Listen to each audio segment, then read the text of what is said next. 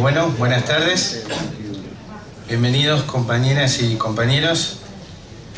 Vamos a hacer la presentación del libro de Aldo Dujsdević, Salvados por Francisco. Pido un fuerte aplauso acá para nuestro invitado.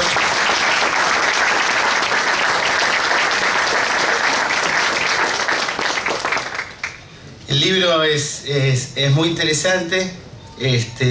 Podría ser interpretado como que responde a una necesidad particular de este tiempo, pero sin embargo abre enormes líneas de debate sobre cuestiones que se cruzan con el sentido mismo de la moral, del idealismo, de la responsabilidad, de los roles en situaciones de crisis.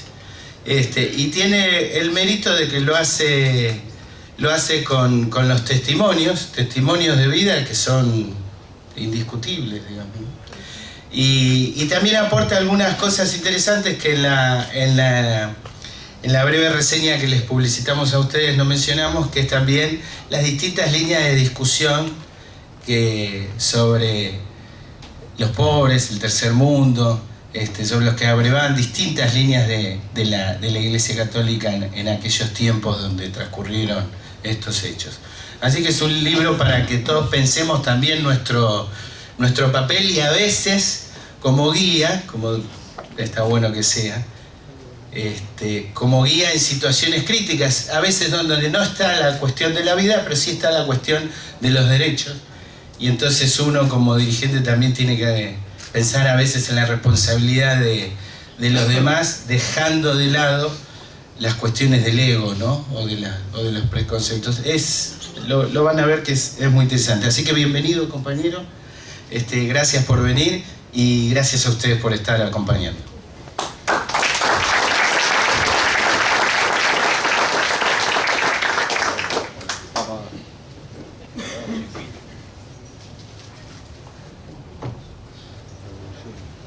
Hola, buenas tardes. Bueno, yo una reflexión que tiene que ver con el libro, pero que no tiene que ver estrictamente con el libro, pero que me parece que los militantes, los dirigentes sindicales y los dirigentes políticos tenemos que tener en cuenta, que es el tema del desastre natural que está pasando en el Amazonas, y también empezar a pensar un poco estos temas estratégicos, saliendo un poco de la coyuntura. Sabemos todos que el Amazonas es la reserva natural más grande del mundo, y no es casual lo que está pasando, el incendio que está sufriendo, fruto de los desmontes, de la tala de árboles y la deforestación, ¿no? Seguramente por interés de grandes grupos monopólicos internacionales y de los poderes que lucran con eso. Con lo cual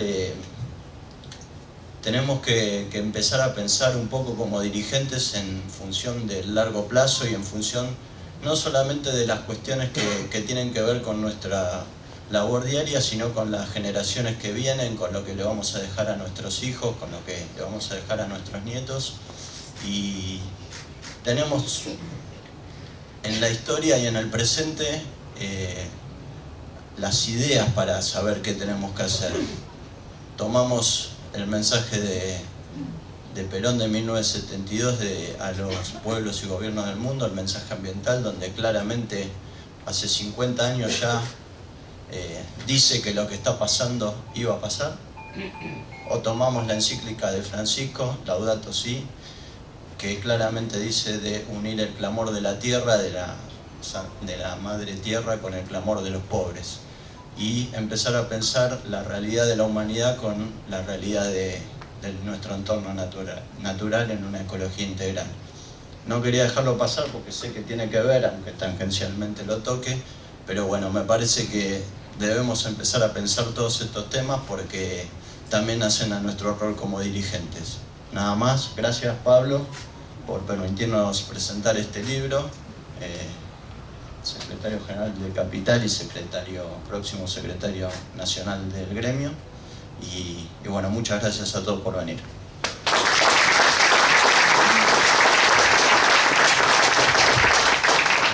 Bueno, buenas tardes. La verdad, agradecerles a todos, dar la bienvenida y hacerse el tiempo para reflexionar sobre el tema de este libro, que es muy importante, ¿no? Quiero destacar que hacernos el tiempo para reflexionar sobre esta búsqueda de la verdad.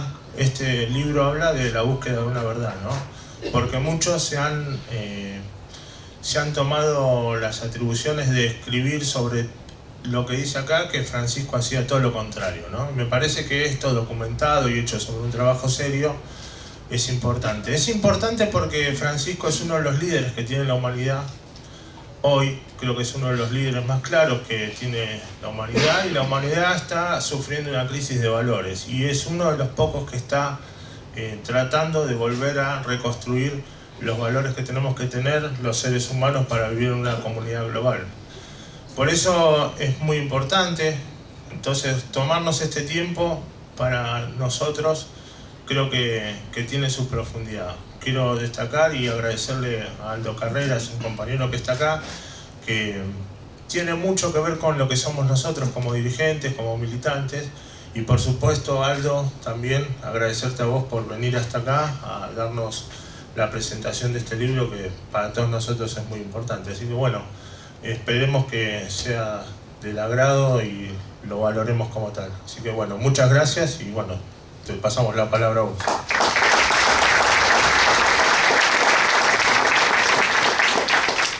A ver si anda este. Bueno, buenas tardes.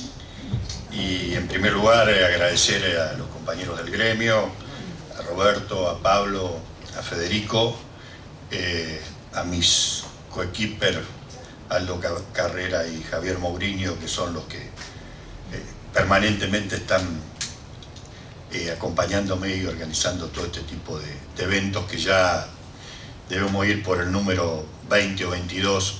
Y yo recién comentaba una cosa, ya la he comentado en otros lugares, ¿no?, que tiene que ver también con esto de la figura de Francisco, y algo sintomático.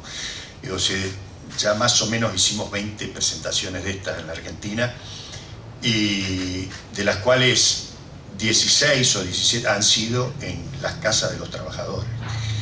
Todavía nunca me invitó ninguna universidad, ni siquiera la católica, pero sí todas las casas. Y ese compañero, a quien alguna vez frente a mi familia le agradecí cuando cumplí 50 años, que gracias a él y otro yo estaba cumpliendo los 50 años.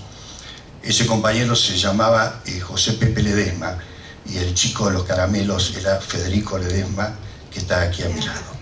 Y gracias.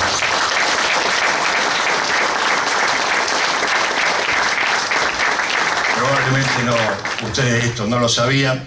Y bueno, la historia esta, y la van a encontrar en el libro, en el otro libro que está allí, que se llama La lealtad a los montoneros que se quedaron con Perón, que es el libro anterior a este.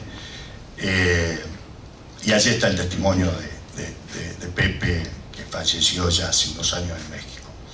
Bueno, le voy a contar algunas cosas respecto del contenido de este libro, de la investigación. Pero antes de pasar directamente al tema que tiene que ver con el título, que es la gente que Francisco salvó, y como decía bien el compañero, bueno, esto tiene efectivamente, viene a desmontar una calumnia que se había se creó y se sostuvo durante muchísimos años alrededor de nuestro Papa Francisco, y que realmente, después que lean esto y que escuchen lo que van a escuchar, se van a sorprender y van a decir cómo es posible que durante tanto tiempo hayamos creído o hayamos dejado que se digan estas cosas de nuestro Papa. Yo una de las cosas que trato en el libro es el tema del pensamiento político de Francisco, cómo fue evolucionando. Y entonces está esta cosa que 2x3 se menea, en nuestro país acerca de que el Papa peronista, el Papa no peronista. Y en realidad, digamos, yo soy muy cuidadoso de no partidizarlo, porque si lo partidizamos lo estamos achicando y metiéndolo en un lío hoy que es un líder universal. Francisco nació en una casa radical, se crió con padres que no compartían la idea del peronismo. Él tenía 19 años en el golpe del 55 y como la mayoría de los jóvenes católicos de esa época no comulgaba con el peronismo. O sea que en la adolescencia, en su juventud, digamos, no fue peronista, sino más bien leía La Vanguardia, por ejemplo, que era el diario de los socialistas, que era terriblemente gorila, un diario que es espantosamente, uno lo lee ahora y se te ponen los pelos de punta. Pero claro, hizo ese proceso de evolución intelectual y de conocimiento de lo popular a partir de que empezó con su tarea evangélica y empezó a mezclarse, digamos, y a entender lo que el pueblo trabajador y lo que el pueblo sufriente argentino pensaba. Y llegado a los años 70, ya su pensamiento había evolucionado en el sentido de que estaba rodeado de un núcleo de personas que venían con este pensamiento cercano al peronismo. Se ha dicho que él pertenecía a Guardia de Hierro, equívocamente, nunca perteneció a ninguna organización. Lo que sí es cierto que él era muy amigo de una filósofa que era Amalia Podetti, que sí pertenecía a Guardia de Hierro, pero que tenía allí, digamos, un vínculo más desde lo intelectual que desde lo político práctico. Por supuesto que recién hablábamos del pensamiento de Francisco y el medio ambiente, y en el libro van a encontrar una comparación entre lo que Perón dice en el proyecto nacional sobre el medio ambiente y lo que dice Francisco hoy en la Laudato Si sobre el medio ambiente. Y bueno, son inevitables las coincidencias, ¿no? O sea, evidentemente Francisco ha leído muy bien todo lo que Perón escribió y en muchísimas cosas, digamos, hay casi una coincidencia casi textual. Pero para resolver esta cuestión de qué hacemos, cómo decimos, cómo lo caracterizamos al Papa, yo uso en el libro una anécdota que contó él mismo y que la cuenta respecto de Perón y de un obispo, el obispo de Resistencia, que se llamaba Monseñor de Carlo. Esto lo cuenta Bergoglio cuando en un libro, cuando todavía no era Papa Francisco, cuenta esta anécdota. Y dice que, claro, en la época de Perón, que nuestra doctrina se nutre de la doctrina social de la Iglesia, Monseñor de Carlo era uno de los que le había dado, digamos, elementos para trabajar esta idea doctrinaria. Entonces había ahí, dice, en Resistencia se había empezado a crear un rum rum de que De Carlo era peronista.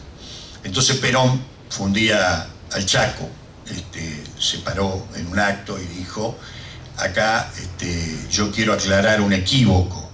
Se está diciendo que Monseñor de Carlo es peronista y no es cierto. Perón es de carlista.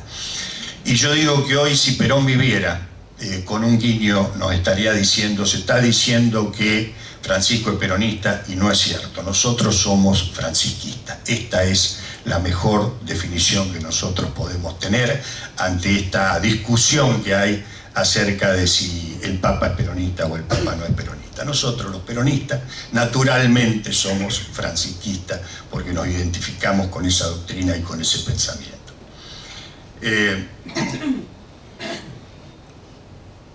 Bueno, yo le decía que el libro surge a partir de que había algo que estaba dando vuelta, que se había montado en el mismo momento en que Francisco fue electo Papa, y que se lo acusó de ser colaborador de la dictadura. Y hasta el día de hoy, digamos, hay mucha gente que sigue repitiendo eso, porque bueno, es lo único que leyó, lo único que escuchó, que se repitió muchísimas veces, siempre el mismo, digamos, pero no. Pero bueno, eso es algo que, dicho mucho, una mentira dicho muchas veces se transforma casi en una verdad. Cuando yo empecé a investigar esto, y fue por un hecho casual, porque en realidad un día dije, no puede ser que yo honestamente nunca conocí a Bergoglio, no soy un hombre de la iglesia, no tengo vínculo, bueno, ahora sí tengo vínculo, pero claro, porque ahora que he hecho este libro con el Papa, ahora tengo vínculo, me he hecho amigo y conozco algunos curas y algunos obispos, pero antes no. Sí fui católico en la niñez y adolescencia, y tuvo que ver, digamos, con todo este pensamiento y esta acción que nosotros tuvimos en los años 70. Pero bueno, un día cuando Francisco fue ungido Papa y empezó a decir esto de una iglesia pobre y para los pobres, y después empezó a decir el neoliberalismo mata, este es el peor de los sistemas, y yo dije, a la pucha, ¿qué pasa acá? Este cura está diciendo cosas y está planteando cosas que la verdad no hay nadie en el mundo que esté hoy plantado con una posición de esta naturaleza. Y resulta que nosotros en la Argentina, como solemos hacer, tenemos el Papa argentino y acá le pateamos los tobillos y decimos sí, pero bueno, qué sé yo, no, estuvo con los milicos, esto, lo otro, es de derecha, es esto, lo otro. Bueno. Y esto fue lo que motivó que un día escriba una nota en un diario que tuvo mucha repercusión, y luego de esa nota empezó la idea, alguien dijo, ¿por qué no haces un libro? Y me puse a investigar para el libro. Cuando me puse a investigar, una compañera que fue sobreviviente de la ESMA me dice, mira, te vas, dice, Francisco salvó mucha más gente de la que vos estás creyendo. Y bueno, yo la verdad que cuando arranqué no tenía mucha idea de... Y cuando empecé a tirar de la piola y empezar a encontrar los testimonios y empezar a investigar y a juntar toda la masa de testimonios, y hasta que llegué al 25, y cuando llegué al 25 dije, bueno, listo, ya está. Si yo lo que necesitaba no era demostrar que salvó 5.000 personas, yo lo que necesitaba era mostrar que en realidad este hombre no tuvo nada que ver con la dictadura y el proceso. Y encontrar esto es complejo. ¿Por qué? Porque en las épocas que estamos hablando, de dictadura, de represión, todo esto estaba teñido por la clandestinidad y por la reserva. No se publicaba en un diario o en Facebook, hoy tuve escondido a fulanito durante 24 horas y lo rajé al paraguas. No. Más vale que no... nadie se ocupaba de andar difundiendo esto, y aquellos que lo sabían, básicamente era el ayudado y el que ayudó. Y ahí se terminaba la cosa. Y si el que ayudó, que en este caso es Francisco, tiene y tuvo siempre el concepto de que él no iba a hablar de la gente a la cual ayudó, si aquel que fue ayudado no hablaba, entonces estamos en una complicación, no es fácil encontrar dónde encuentro entre millones de argentinos y miles de ex militantes y gente que vive en Europa y gente que vive en el Uruguay, y gente, cómo se encuentra eso, sí. Y por eso que eso tiene una complejidad especial. Pero bueno, con esto quiero decir que todavía seguramente faltan muchos. Yo sé que faltan muchos encontrar. No es fácil, la gente aquel que pasó por estas cosas generalmente no habla. Yo no sé si ustedes sabían esto que conté de... ¿Vos sabías? Vos no lo sabías. Vos tampoco. Bueno, ven, son dos compañeros, dos amigos. Nunca ha contado su historia. La historia de su viejo y que su viejo un día, cuando caen los de Taco Ralo, se tienen que levantar. Una de las anécdotas es que dice, viene uno que era de la democracia cristiana, dice, y me trae, dice, se armó el despelote, caen que eran los de la FAP, caen presos en Tucumán y bueno, salen los... Entonces todos los que estaban en la organización empiezan a rajar porque sí, bueno, acá dice, viene uno, dice, me trae, dice, che, mirá, dice, Pepe, te vengo a traer, a ver si podés guardar a que mirá, está vinculado con los de Taco Ralo y tenemos miedo que lo...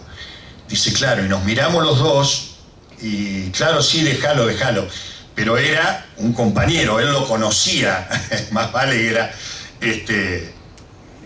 Ferrari, el primer muerto de la FAP. Dice, claro, cuando se fue el que nos los dejó, dijimos, bueno, rajemos y armamos las valijas y rajamos los dos de la casa, no se quedó ninguno de los dos, y se fueron a Mendoza y qué sé yo. Bueno, y digo, esto es lo normal, ¿no? No es que la gente anda contando por el mundo lo que le pasó y lo que... Entonces es complejo, es difícil encontrar este tipo de historias. Pero bueno, uno ya con la práctica de la investigación y de la gran cantidad de compañeros que me ayudaron a empezar a buscar estas cosas, pude ir reconstruyendo. Pero yo para que ustedes tengan una dimensión mejor, lo quise personalizar y lo que les traje es un video de un uruguayo, Gonzalo Mosca. Gonzalo Mosca era militante de un grupo de izquierda uruguayo que se llamaba el GAU.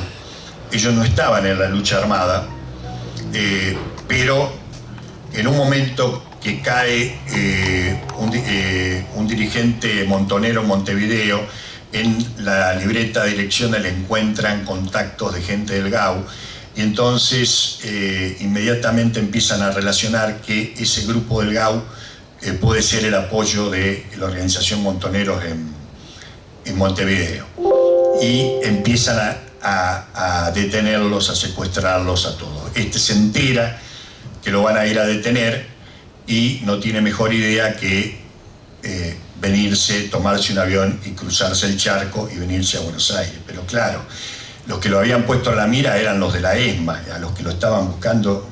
Y entonces salió de Guatemala y se metió en Guatepeor, porque vino acá donde fue que habían secuestrado muchos más uruguayos que los que estaban secuestrando allá.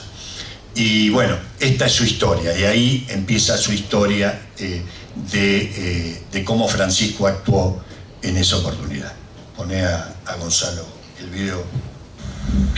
Mi nombre es Gonzalo Mosca, soy ciudadano uruguayo, tengo 69 años y en diciembre de 1977 me tuve que ir de Uruguay porque había estado buscado en mi casa y en la casa de mis padres. Me fui a Buenos Aires, a la casa de un compañero, y al día siguiente los militares fueron a la casa de este compañero, destrozaron toda la que había y le dijeron a la portera que si nos veían nos iban a matar. Entonces me fui a la casa de un familiar lejano que me recibió y me puse en contacto con mi hermano mayor, que es un sacerdote jesuita, que se tomó un avión y me fue a visitar. Él se presentó a las Naciones Unidas y los propios funcionarios de las Naciones Unidas le recomendaron que no fuera porque estaba totalmente rodeado el edificio y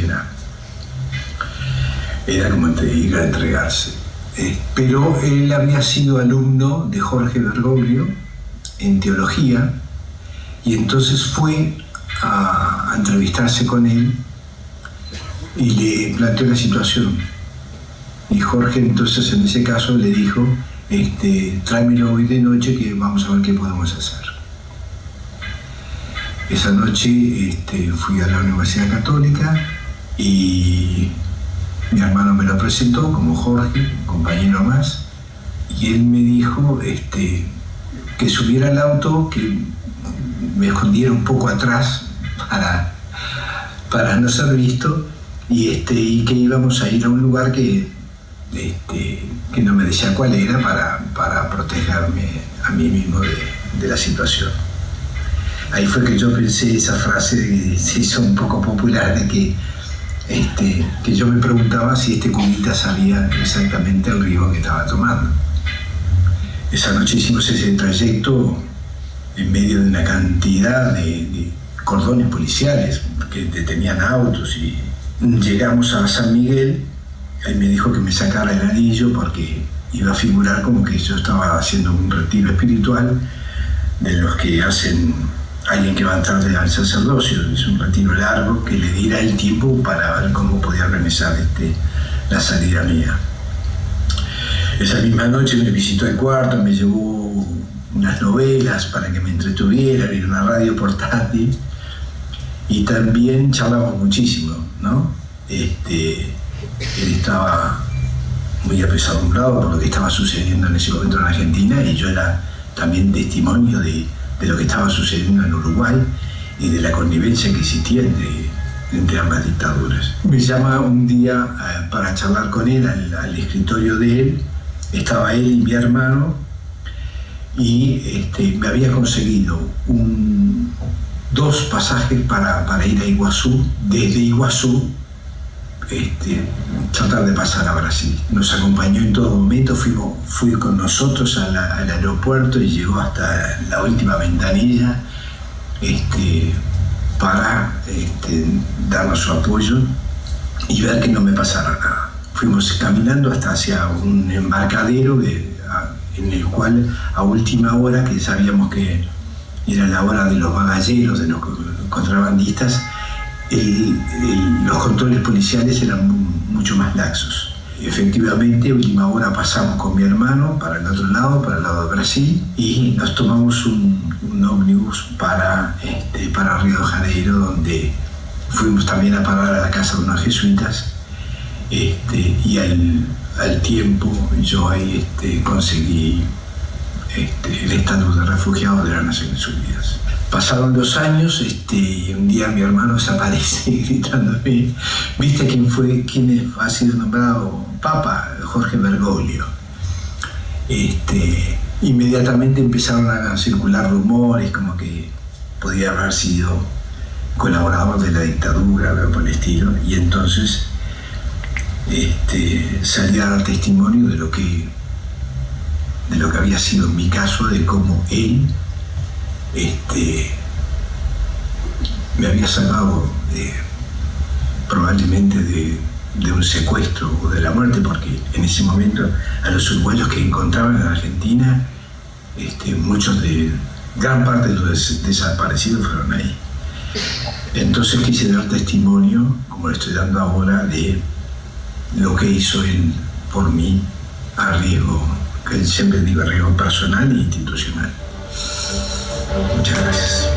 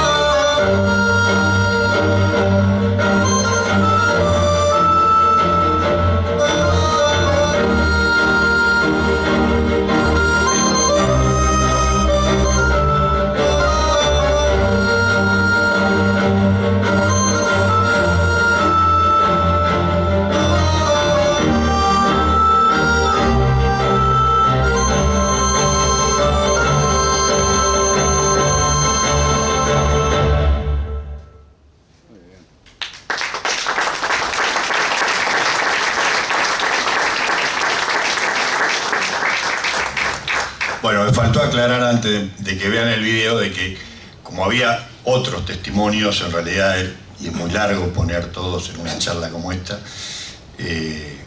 lo que vieron después eran las imágenes de aquellos que teníamos la foto, las imágenes y varios más que tenemos los testimonios grabados, pero que no se ponen por una cuestión de tiempo. Y este testimonio de Gonzalo, que él se produce en diciembre de 1977, o sea, ya hacía prácticamente 2 años de dictadura, llevábamos 2 años de dictadura. Y a mí una de las cosas que me sorprendió, digamos, cuando lo escuché por primera vez, este testimonio, fue los códigos y el expertise que manejaba un curita para ayudar a alguien a fugarse del país. Yo digo siempre esto, digo, si hoy a cualquiera de ustedes yo le digo, che, mira, tengo un amigo que lo persigue la policía, la prefectura, el ejército y la marina, ayúdame a sacarlo del país, vos me vas a decir, y yo también te voy a decir, ¿lo qué? ¿Qué sé yo? Digo, no es una cosa que uno tenga claro qué debe hacer para moverse en una circunstancia de esta naturaleza, en una situación de represión extrema como era la que vivíamos en ese momento. Y yo cuando leía decía, pero yo si no supiera que este es un curita, digo que quien está organizando esto es un experimentado militante o un jefe guerrillero, digamos, porque sabe porque tiene todos los códigos de la época. Él lo llevó compartimentado, no le dijo eso era llevar compartimentado, no le dijo a dónde lo llevaba a esconderse a San Miguel. Hizo contraseguimiento porque llegó, digamos, dando vuelta y dio muchas vueltas esquivando controles policiales para llegar ahí al convento. Le dio el minuto que era el cuento, que decir, bueno, vos sos un seminarista que viene acá a hacer el ingreso al seminario, y luego le dio todo el consejo de cómo tenía que hacer para salir. Lo acompañó hasta la puerta de Aeroparque, en un momento en que Aeroparque era una nube de policías, servicios y marcadores que eran secuestrados, que estaban viendo a ver si detectaban a algún conocido. Y luego le dio la instrucción de que cuando bajaran en Iguazú no tomasen taxi, porque los taxis estaban todos manejados por la cana, que fueran caminando, que tomaran la última balsa, que era la balsa de los bagalleros, de los contrabandistas, que era la balsa menos custodiada. El tipo sabía todo eso. ¿Y qué significa esto? Significa que no era la primera vez que lo hacía. Ya había otras veces que había hecho esta misma cosa con otra gente. Uno de los hechos más temerarios que hace, que es a un muchacho que ese, por ejemplo, no hemos logrado, sabemos que vive y todo, pero no ha dado testimonio público, esto lo contó él. Y lo contó Alicia Oliveira. Un muchacho que se parecía a él le dio el DNI y el disfraz de cura, el clérigan, y lo disfrazó de cura para que salga por Iguazú como Jorge Bergoglio. Un acto de temeridad y de locura, porque si a ese pibe lo llegaban a enganchar en la frontera, a Bergoglio acá lo iban a agarrar de los pelos y lo iban a tirar a la ESMA, como pasaba en esa época. Entonces uno se pregunta, después de ver todo esto, hay que dar más explicaciones ya de que este hombre no tuvo nada que ver con colaborar con los milicos, y lo que estuvo haciendo es arriesgar su propia vida por gente a la cual no conocía, cuya ideología no compartía. A ver, Bergoglio no era un cura del tercer mundo, ni un militante, ni nada, no era un tipo que tenía, digamos, tenía un pensamiento de izquierda, ¿no? Y sin embargo, desde su actitud de misericordia, de buen samaritano, tomó riesgos de su vida para ayudar a toda esta gente. Entonces, la acusación que se le hizo a él gira alrededor de dos sacerdotes que eran de la Compañía de Jesús, Giorgio y Jalics, que se dijo Bergoglio los entregó. Entonces, como acá es muy fácil levantar la calumnia en estas cosas que nadie sabe nada y que son historias que sabemos yo y la sabe él y la sabe algún, ¿no? Entonces uno dice no, porque fulano entregó a tal o porque sultano entregó a tal y bueno, y cómo se comprueba todo esto y se va montando, digamos.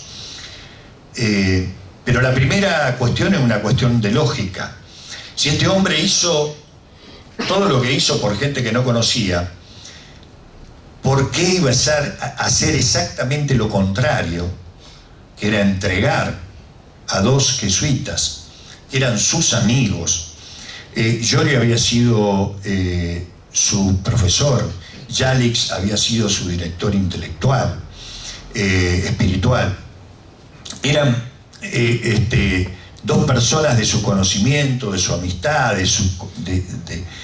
de la organización que él dirigía, que era la Compañía de Jesús, porque él era el superior de los jesuitas en ese momento. Entonces, realmente no cierra por ningún lado que si este hombre, si acaban de escuchar el testimonio de Gonzalo, que simultáneamente Francisco estuviese hablando con los milicos y diciéndole, mirá, llévatelo, secuestralo a fulano y mengano, porque no sé qué.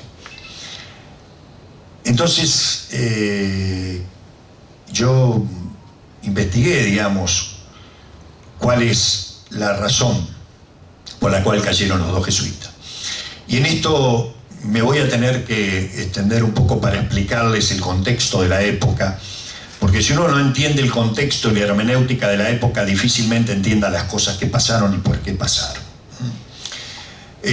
Cuando el golpe del 24 de marzo, los milicos tuvieron dos acciones represivas en simultáneo. La primera, que se llamó el Operativo Bolsa, que la venían preparando, ambas la venían preparando varios meses antes, tuvo que ver con la detención de dirigentes, de una serie de dirigentes gubernamentales, o sea, dirigentes peronistas, dirigentes sindicales, aquella gente vinculada al gobierno, empezando por la presidenta Isabel, que estuvo 5 años adentro. Y bueno, y ahí cayeron, qué sé yo, Lorenzo Miguel, Cafiero, bueno, una gran cantidad, el Turco Menem, digamos, gobernadores, diputados. Esa primera acción tuvo dos objetivos. La primera fue aplacar cualquier intento de resistencia al golpe, digamos, que se pudiera organizar o pudieran armar aquellos que pertenecían al gobierno peronista en ese momento. Y la segunda era mostrar ante la sociedad y el mundo una represión de tipo civilizada. Porque a pesar de que te metían en cana a disposición del Poder Ejecutivo, sin ningún tipo, digamos, de garantía constitucional, legal, de ninguna naturaleza, bueno, estabas preso en una cárcel, las familiares sabían que vos estabas, te podían ir a visitar, etcétera, etcétera. Esto entre los compañeros de la época porque a veces cuando nos encontramos dicen, che, ¿dónde estuviste? Ah, vos zafaste, estuviste en cana 4 años, qué bueno, te felicito. Digo, ¿a quién se le ocurre felicitar a alguien porque estuviste en cana 4? Claro, lo que pasa es que haber estado en cana 5 años te hizo zafar de lo que pasó por el otro lado, que son la represión clandestina y los que mataron en los centros de tortura y tiraron al río. Entonces, al lado de eso, esto era una represión mostrable. Ahora, en simultáneo a esa represión mostrable, desarrollaron la mecánica de represión clandestina, que estaba dirigida básicamente a las organizaciones armadas, que en ese momento todavía tenían alguna actividad, alguna acción. El ERP, que duró muy poco porque en el mes de julio de 1976 matan a Santucho y a toda la cúpula del ERP y prácticamente ya ahí desaparecen. Y Montoneros, que sí en ese momento tenía una organización más importante y una cantidad de cuadros organizados mucho más importante. ¿Cómo era la mecánica de la represión? La mecánica de la represión que nos habían enseñado los franceses, porque además del champán y las buenas películas, los franceses nos dieron lo peor en términos culturales que tuvimos en la Argentina, que fue el adoctrinamiento de la guerra sucia. Los franceses habían utilizado este método en la guerra de Argelia. Y si ustedes ven todavía una película que se llama La batalla de Argelia, y van a ver a un coronel Mathieu que tiene sobre un pizarrón los triangulitos de las células del Frente de Liberación argelino, y cómo van llenando esos cuadraditos hasta llegar, digamos, a la cúpula, a los jefes de la organización. Y la mecánica que le enseñaron los franceses y que utilizaron con extremada y crueldad eficiente los milicos aquí, era captura, tortura, información, nueva captura. Entonces iban avanzando, digamos, en desarmar la organización a partir de ese método repetido en forma constante, con mucha velocidad. ¿Y por dónde se empezaba? Se empezaba por los sectores de superficie, que se llamaban, aquellos que estaban más expuestos. Yo les voy a dar el ejemplo puesto en primera persona. En 1973 yo era el jefe de la UES de la zona de la segunda sección electoral acá en la provincia. Yo estaba encuadrado dentro de la organización, pero los chicos que yo organizaba en cada pueblo, en Varadero, en San Nicolás, en Zárate, en Capitán Sarmiento, y los chicos esos no eran de la UES, pero no estaban dentro de la organización. Los milicos sabían que si había un grupo de la UES, había un fulano que sí estaba, que era contacto, digamos, que venía y que era jefecito, le daba instrucciones, que era contacto de ellos, responsable se llamaba, que sí estaba en la organización. Entonces, ¿cuál era el método? Agarrar un chico de eso, torturarlo media hora, me iba a cantar a mí, me iban a torturar media hora o 15 minutos, yo iba a cantar al que tenía arriba, y así progresivamente y muy rápidamente iban avanzando hacia el centro de la organización. La organización Montoneros era, en ese momento, yo doy la metáfora de una cebolla, donde en el núcleo de la cebolla está la conducción, pero en las partes externas de la cebolla, digamos, tiene diferentes capas de distintos niveles organizativos clandestinos, hasta llegar a la capa de afuera, que eran los que no eran clandestinos, que eran los que hacían la política, los que venían, por ejemplo, de la JTP a repartir un volante en el sindicato, o los chicos que iban de la UES o de la JUP repartiendo un volante, haciendo una asamblea, etcétera, etcétera. Y eso sabían muy bien los milicos, que si agarraban de esa puntita ahí, empezaban a tirar el hilo y entonces iban llegando rápidamente a los que estaban más adentro. ¿Por qué cuento todo esto? Porque esto tiene que ver por qué razón cayeron los dos jesuitas, y que no tiene nada, absolutamente nada que ver con lo de la actitud que puede haber tenido Jorge Bergoglio en ese momento. Montonero, entre estos diferentes frentes que tenía organizado de trabajo de superficie, en el año 75 creó un frente nuevo que se llamaba Cristianos para la Liberación. En ese frente había, como en la UES y como en nosotros, alguna gente que era de la organización Montoneros y otros que eran simples simpatizantes o gente que se arrimaba y que ni siquiera, a veces ni siquiera sabían que el otro, porque obviamente todo esto se manejaba en las reglas de la clandestinidad. El viejo de este, cuando iba allá, no se presentaba, yo soy de la FAB, de los Montoneros, todo eso. Es más, toda la historia del viejo de este, yo me la enteré, digamos, la real historia, 30 años después, un día que lo senté adelante mío con un grabador y le dije, contame. Si no, yo tampoco la sabía, porque no era algo que se divulgaba y que la gente andaba contando. No la vamos a contar. No, pero la podés leer en el libro está todo. Es muy, es una historia muy interesante. Y bueno, entonces, ¿qué hacían? Crearon este grupo para trabajar con el sector católico que se llamaba Cristianos para la Liberación.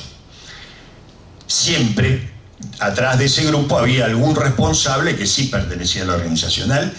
A los que los milicos, la ESMA le interesaba, no eran los que estaban abajo, le interesaban los que estaban abajo para pescar a los que estaban arriba.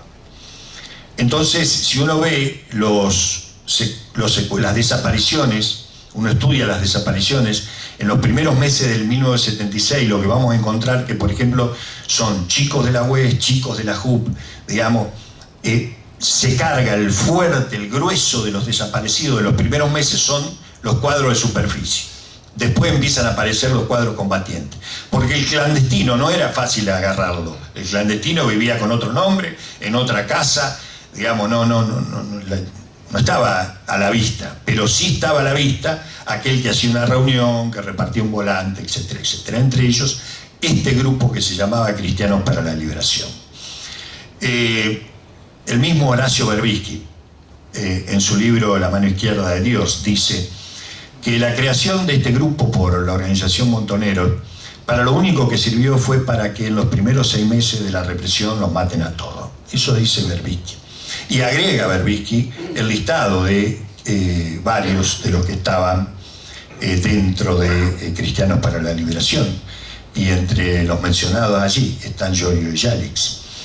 Estos 2 sacerdotes jesuitas que nadie dice que pertenecían a la organización Montoneros, pero sí pertenecían a este frente político de trabajo de superficie que estaba vinculado con la organización Montoneros y que tenían, digamos, responsables y compañeros que sí estaban metidos dentro de la organización.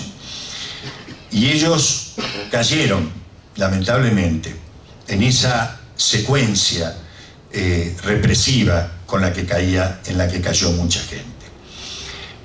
Yo reconstruí la secuencia porque ahora, digamos, con el diario del lunes y con el análisis de las fechas en que cayó cada desaparecido y la pertenencia política o a qué grupo en donde estaba militando, entonces uno puede reconstruir, digamos, esas cadenas, esas secuencias de caídas.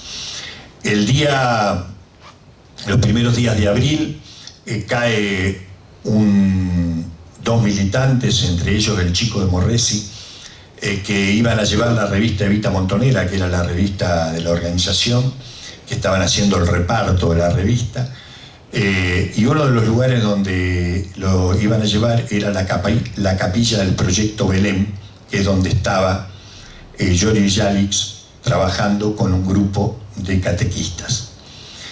Ese grupo de catequistas, 7, el día 14 de mayo de 1976 caen ese grupo de catequistas.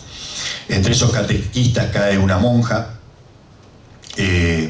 una ex monja, que se llamaba Mónica Quinteiro, que cuando Yalix hace una declaración en 2013, dice, no es cierto que nos haya delatado Bergoglio, sino que nosotros caemos porque había una monja que estuvo trabajando con nosotros y después se metió en la guerrilla. Y bueno, yo creo que ni Giorgio ni Yalix entendieron nunca. Ustedes creen que, pero no. mucha gente todavía no entendió. Por ejemplo, Gonzalo Mosca, yo le conté esto que les conté al principio de que había caído un montonero. Yo ahora, hace un año atrás, cuando me lo encontré a Gonzalo Mosca, le digo, ¿vos sabés por qué te vinieron a buscar a vos? Y me vinieron a buscar, qué sé yo me rajé, ¿no?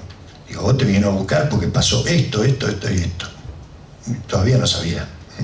Entonces, digo, Giorgio y Yali probablemente nunca entendieron por qué terminaron cayendo. Y esto le pasa, digamos, esto es muy normal, es muy común que haya sucedido. El día 14 caen este grupo de 7 catequistas que trabajaban en el proyecto Belén. De esos 7 había 4 que sí pertenecían a la organización de Montoneros, los otros no. El día 25, o sea 10 días después, caen Giorgio y Yalix. A Giorgio y Yalix el interrogatorio, no los torturan con picana eléctrica, pero sí los interrogan y los tienen secuestrados y los golpean. El interrogatorio gira alrededor de esta monja Mónica Quinteiro y alrededor del padre Adur. Estaban buscando a Adur. Adur sí era en ese momento el responsable de Cristianos para la Liberación. Y cuando 7 días después, van a buscar a Adur a San Miguel, a Villa Manuelita.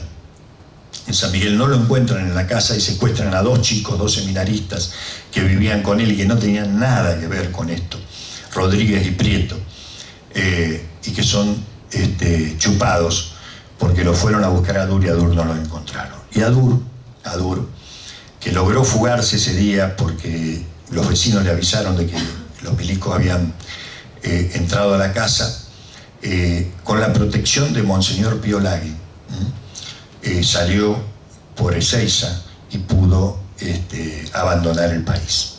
Años después, Adur se convirtió en capellán del ejército montonero, lo mandaron al país y por supuesto creo que no terminó, no llegó en la frontera nomás. Adur lo agarraron y lo hicieron desaparecer. Fue a Brasil. En Brasil, exacto. Fue a Brasil cuando quiso intentar. Exacto. En términos de 4 meses,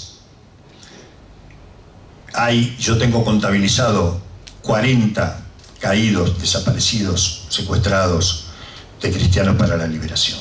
Los únicos 2 que sobrevivieron fueron Giorgio y Yalix. ¿Qué hizo Jorge Bergoglio cuando se enteró del secuestro de ellos?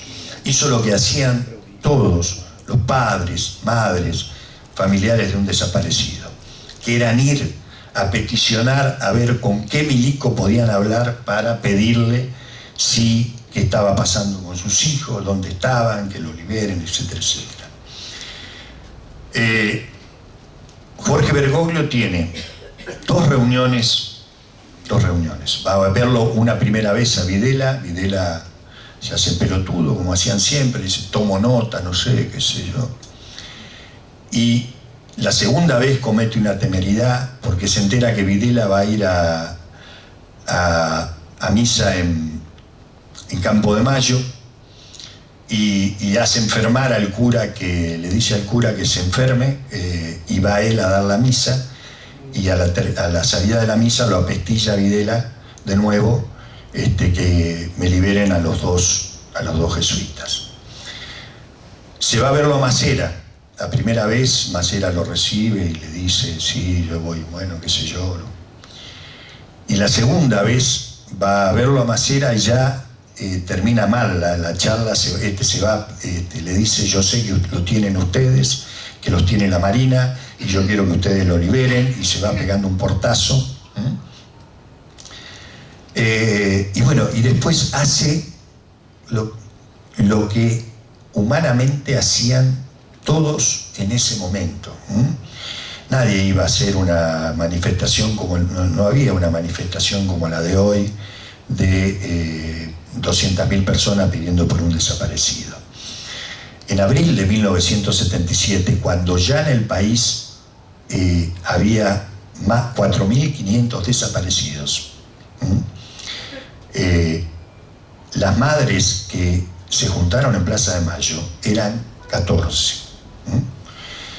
Entonces uno da para preguntar cómo. Allá había 4.500, pero solamente 14 madres fueron, se animaron o se reunieron para peticionar por sus hijos, y todos los otros 4.000, ¿dónde estaban? Digo, esto hay que ponerse en el contexto de la época, porque ahora nosotros analizamos el tema de la represión con que cada vez que pasa algo salimos 5.000, 10.000, 20.000 a la calle, están todos.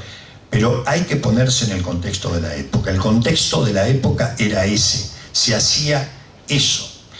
Y Jorge Bergoglio, que no era ni el papá, no era el padre, ni la madre de estos dos jesuitas, hizo lo imposible, digamos, para liberar a los dos jesuitas. Y finalmente, luego de tenerlos 4 o 5 meses en un limbo, se ve que los milicos le quemaban y no sabían qué hacer con los dos curas, finalmente son dejados en Cañuelas y son liberados.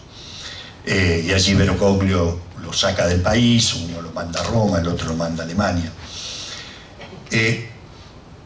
Bueno, algunos dicen, no, pero no fue por Bergoglio que los liberaron, fue porque, qué sé yo, intervino no sé quién. Bueno, sí, está bien, ya, tampoco. La explicación de por qué metiste un tipo y por qué liberaste a este y a este no lo liberaste, lo saben la lógica concentraria, o sea, la lógica de los tipos que manejaban los campos de concentración y que hoy están adentro y que, claro, su palabra tampoco sirve para, o es válida para esclarecer nada de eso. Ahora, los chicos que habían, los del grupo, los catequistas que secuestraron el día 15 antes de que lo secuestren a ellos, los otros 2 chicos que secuestraron en Villa Manuelita y otros tantos más que fueron secuestrando en esos días, todos vinculados a Cristianos para la Liberación, hoy figuran todos desaparecidos. Entonces los hechos también hablan de que hay una realidad. Se lo acusó a Jorge Bergoglio de decir que él fue el responsable de la detención y del secuestro de estos 2 jesuitas, pero la verdad es que de todos esos grupos, de toda esa gente, los únicos 2 que sobrevivieron fueron estos 2 jesuitas. Yo, después de estudiar, digamos, todo lo que este hombre hizo durante ese tiempo, como reflexión, y lo pongo en el libro, digo, Aristóteles dice que el coraje es un punto medio entre la cobardía, que es la ausencia total de valor, y la temeridad, que es la cosa loca del temerario que se pone en riesgo él y pone en riesgo a todos los que tiene al costado. Y yo digo, si tengo que abrir un juicio sobre Jorge Bergoglio, que en ese momento era el provincial de los jesuitas y era un muchacho que tenía 37, 38 años, que además había pasado su vida metido dentro de los conventos haciendo ejercicios espirituales.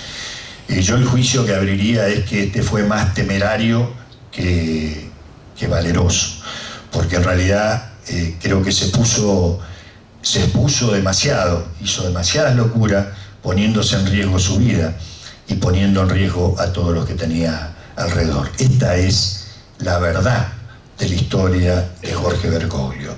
Y sin embargo, en este país durante muchos años hemos dejado que corra y corra esa versión de que no, de que este cura, que sé yo, y que claro, como mucha gente nadie se puso a investigar todo esto, nadie sacó a la luz estas cosas, la calumnia siguió y siguió y siguió y finalmente, digamos, pero bueno, creo que yo cuando le mandé el libro a él y le puse la dedicatoria, le puse en nombre de los argentinos le pido perdón por haber demorado tanto, porque esto lo tendríamos que haber hecho yo o alguien, cualquiera de nosotros, en 2013, 2014, haber salido rápidamente a decir, no, miren, esto es una mentira, pero tuvieron que pasar muchos años antes de que estas verdades se empiecen a conocer y definitivamente se conozcan. Bueno, yo para cerrar esta charla siempre leo dos frases. La primera es de un sacerdote, otro cura, Jorge Gali, el amigo del viejo de Federico. Era un cura que había participado de la resistencia peronista, era un cura que era el jefe nuestro en la organización Montonero y es, digamos, uno de los que nos salvó la vida, ¿no?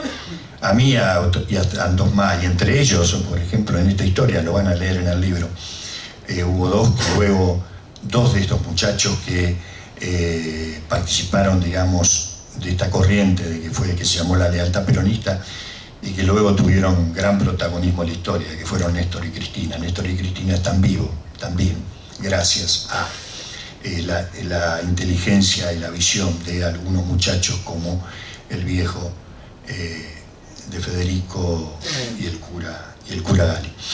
El cura escribió en el año 95 lo siguiente: y ahora los que estamos vivos y aquí y enteros, después de habernos muertos de miedo, muertos de vergüenza por no estar muertos, mientras otros morían de verdad, ya que tenemos la vida de prestado y nuestra vida no nos pertenece, y no somos simplemente seres vivos, sino que somos resucitados, y que los que resucitan tienen otras responsabilidades, y que saben más de la vida que los que recién están en la primera vida, y que sabemos que la esperanza no quedará defraudada, porque si creemos en Dios, tenemos que conservar la esperanza y tenemos que defender la risa y refugiarnos en lo que no nos pueden quitar, en nuestra cultura. Tenemos el tiempo a nuestro favor, pero tenemos que conservar lo nuestro, la cultura, la risa y la esperanza. Y esta frase que viene es de Papa Francisco, fíjense, no se conocieron nunca con este cura, pero en el pensamiento. Amor y dolor, muerte y esperanza los marcan desde muy adentro en la vida de nuestros pueblos. Son como una concentración determinante de la historia, de su belleza y miserias, de sufrimientos y esperanzas. A ellos hay que volver periódicamente para no quedar huérfanos de patria. Ellos son la hermenéutica para mantener, fortalecer y, dado el caso, recuperar nuestra identidad. Los pueblos, especialmente los pobres y sencillos, custodian sus buenas razones para vivir y convivir, para amar y sacrificarse, para rezar y mantener viva la esperanza, y también para luchar por las grandes causas. Y ya que hablamos de grandes causas y estamos en una casa peronista, yo no siempre termino así, pero voy a terminar con una frase de un poema de José María Castineira de Dios, que es casi una plegaria al general Perón.